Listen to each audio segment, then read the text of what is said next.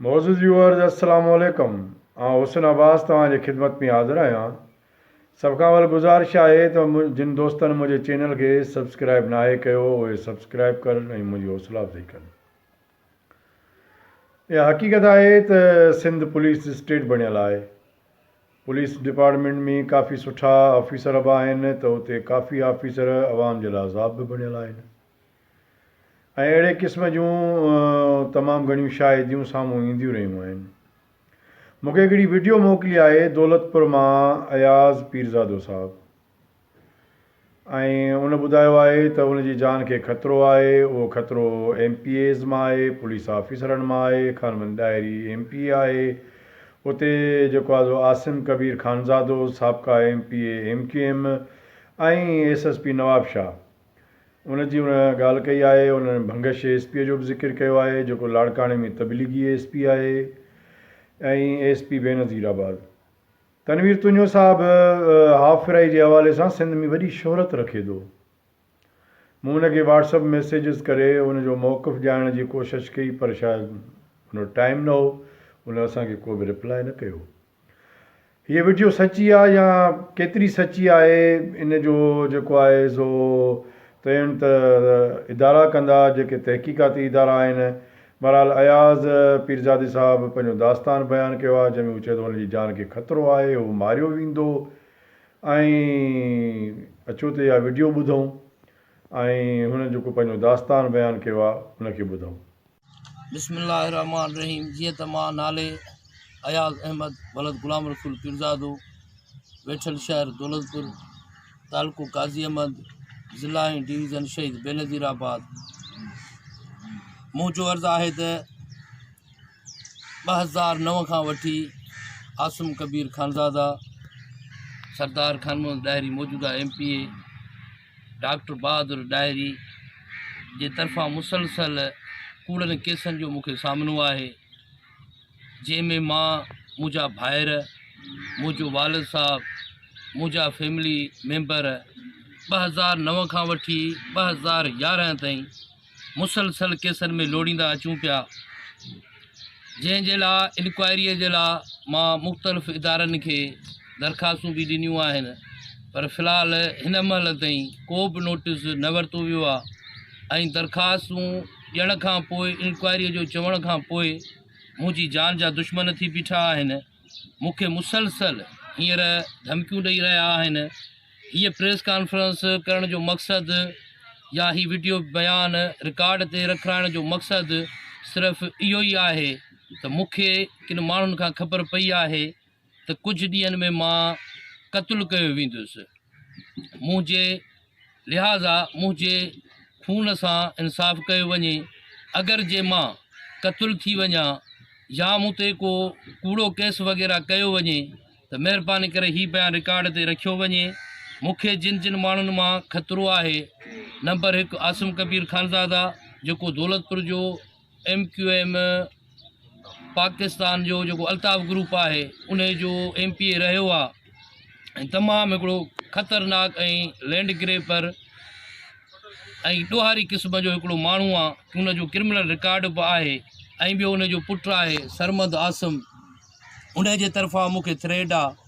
उन जा भाइर हुमायूं कबीर ख़ानज़ादा, मुकरम कबीर ख़ानज़ादा ऐं हुन जा रिश्तेदार हसनैन वलद तुफ़ेल, अब्दुल क़यूम वलद इनायत, ज़ाहिद वलद चौधरी अब्दुल हफ़ीज़ ख़ानज़ादा, आमिर वलद सईद अहमद ख़ानज़ादा, मुबशिर वलद रहमत ख़ानज़ादा, उमेर वलद मुख्तियार अमान ख़ानज़ादा, चौधरी मोहम्मद अली वलद अहमद ख़ान ख़ानज़ादा, अमजद हयात वलद मोहम्मद हयात ख़ानज़ादा, बशीर वलद सलेमान ख़ानज़ादा, साजिद वलद मुख्तियार ख़ानज़ादा, आफ्ताब वलद करीमदाद ख़ानज़ादा ऐं SSP नवाब शाह तनवीर अहमद तुनियो जेको उन्हनि जी धुर आहे।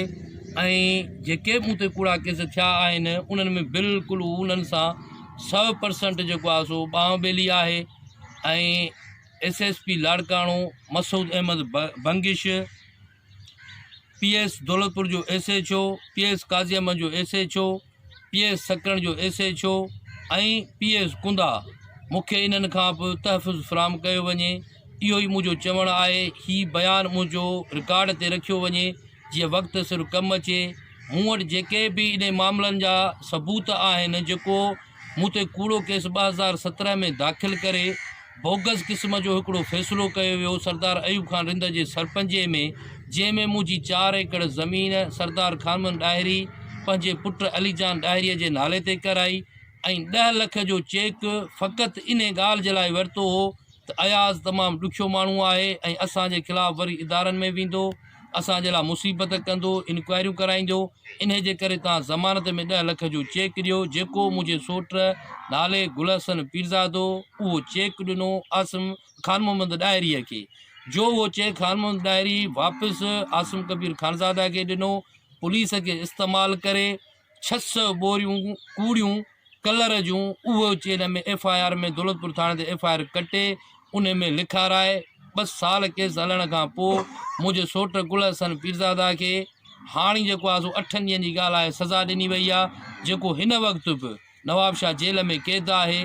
मां IG साहब, वज़ीर आज़म पाकिस्तान जनाब इमरान ख़ान साहब, सदर पाकिस्तान डॉक्टर आरिफ अलवी, गवर्नर सिंध वज़ीर आला Sain Murad Ali Shah, Bilawal Bhutto, Asif Ali Zardari, chairman Peoples Party Bilawal Bhutto, इन्हनि सभिनी खे ऐं जेके बि इंसानी हक़नि जा इदारा आहिनि, सुप्रीम कोर्ट आहे, सिंध हाई कोर्ट आहे, मां सभिनी खे अपील थो कयां खुदारा मुंहिंजी ज़िंदगी बचाई वञे। मूंखे ख़बर पई आहे त अनक़रीब कुझु ॾींहंनि में मां मारियो वेंदुसि। जे मां मारियो वञा, जिन जिन जा मूं नाला खयां आहिनि इहे टोटल ज़िम्मेवार रहंदा, या मूं ते को कूड़ो केस दाख़िल कयो वञे त उन जा बि ज़िम्मेवार इहे ई माण्हू रहंदा जिन जा मूं नाला खयां आहिनि। महिरबानी करे हीउ बयानु मुंहिंजो रिकॉर्ड ते रखियो वञे। मां टोटल जेके मुंहिंजा सबूत आहिनि उहे मां कोर्टुनि में ॾेई चुको आहियां। टोटल मां हींअर ऑन द रिकॉर्ड ॻाल्हियूं उहे रखियूं आहिनि। इंक्वायरी थिए, फेयर इंक्वायरी जेका आहे, मां चाहियां थो फेयर इंक्वायरी थिए।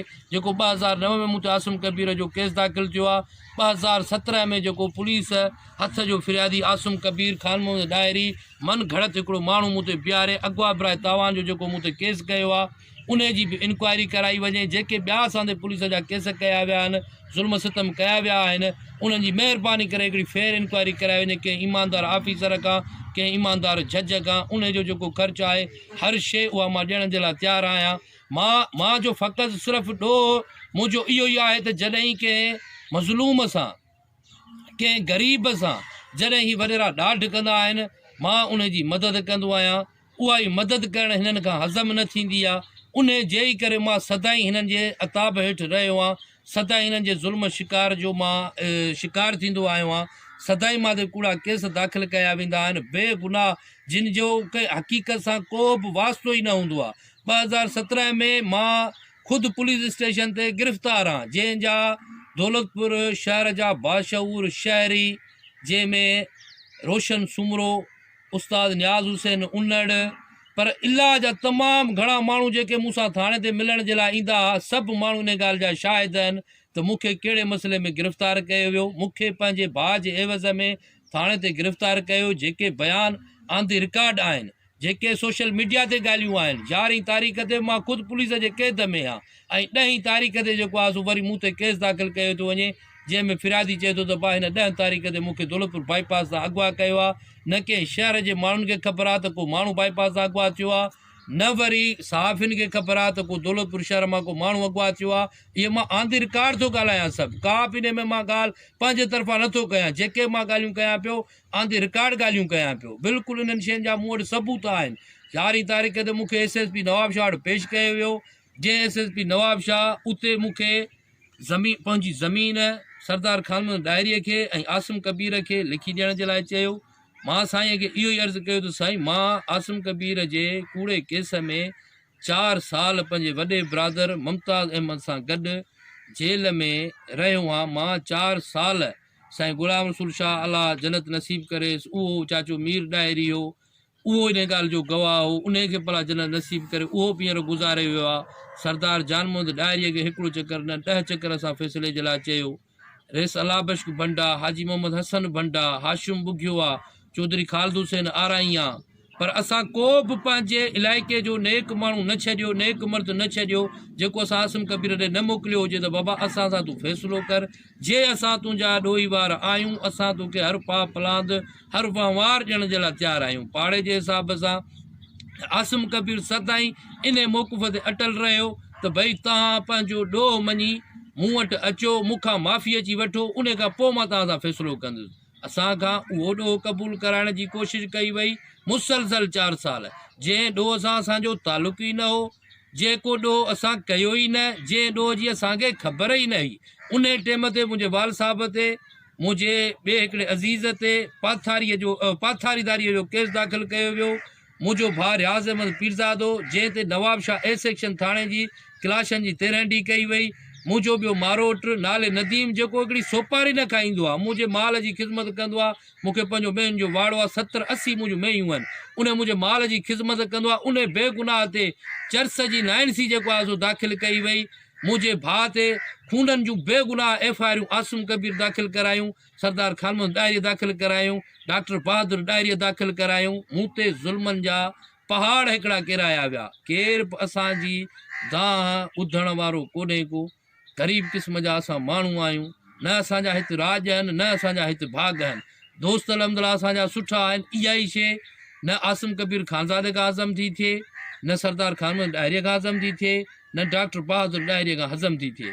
वरी बि मूंखे हींअर जेका ख़बर पई आहे त ऑफिसरनि खे इस्तेमालु कंदा, SSP इस्तेमालु थींदा, SHI इस्तेमालु थींदा। हिननि जा प्राइवेट जेके गुंडे क़िस्म जा हिकिड़ा माण्हू आहिनि, जिन जी का बि हैसियत कान्हे का, उन्हनि खे इस्तेमालु करे कूड़नि केसनि में मूं ते फिरियादी कयो थो वञे, कोर्ट में मूंखे धाड़ियल ठाहे पेश कयो थो वञे। मां ग्रेजुएट लिखियलु पढ़ियलु हिकु सियासी क़िस्म जो माण्हू आहियां। 88 असां आज़ादु उमेदवार जेका BTA जी इलेक्शन हुई, उन में तालके गाज़ी अहमद में पीपल्स पार्टीअ जे साम्हूं बीठा हुआसीं। जेका ॻाल्हि अॼु ॾींहं ताईं 2000 इन खां वठी 2021 पियो हले, पर उहा ई ॻाल्हि उन्हनि खां हज़म नथी थिए, उहा ई ॻाल्हि उन्हनि जे ज़हननि मां नथी वञे। मूंखे पंहिंजो ग़ुलाम बणाइण जी कोशिशि कई वई आहे। हिकिड़ो चकर न, पर 10 चकर पंहिंजो ग़ुलाम बणाइण जी कोशिशि कई वई आहे। मूंखे ग़ुलामी पसंदि न आहे। मुंहिंजी ग़ुलामी न करण जे करे ई जेको आहे सो मुंहिंजे ख़िलाफ़ु मनगढ़ंत ॻाल्हियूं, मनगढ़ंत कूड़ा केस दाख़िल कया वञनि था। मुंहिंजो ख़ुदारा इहो ई चवणु आहे, मुंहिंजो ख़ुदारा इहो ई चवणु आहे त जेके बि शयूं आहिनि ऑन द रिकॉर्ड रखियूं वञनि। हिकिड़ो को ईमानदार ऑफिसर जीअं सिराज लाशारी आहे, सिराज अहमद मोहतरम सिराज अहमद लाशारी आहे, जंहिंजी मूंखे ख़बर आहे त इंक्वायरी खे सुप्रीम कोर्ट बि तस्लीम कंदियूं आहिनि। हुनजो हिकिड़ो किरदारु अहिड़ो आहे, अहिड़े कंहिं किरदार जहिड़े ऑफिसर खां जांच कराई वञे। मां कंहिं बि ॻाल्हि में मुलविज़ निकिरां, कंहिं बि ॻाल्हि में मां मुलविज़ निकिरां, मां हर जुर्मानो भरण जे लाइ तयारु आहियां, हर वहिंवार ॾियण जे लाइ तयारु आहियां। मां राजूणीअ में बि ॾियण जे लाइ तयारु आहियां, मां ऑफिसरनि वटि बि ॾियण जे लाइ तयारु आहियां। पर बराए महिरबानी इंक्वायरी कई वञे, हक़ सच चयो वञे। ऐं जेको मुंहिंजो हीउ बयानु आहे, उहो महिरबानी करे मुंहिंजो इहो बयानु रिकॉर्ड ते रखियो वञे। इहो ई मुंहिंजो चवणु आहे। 2021 न 2020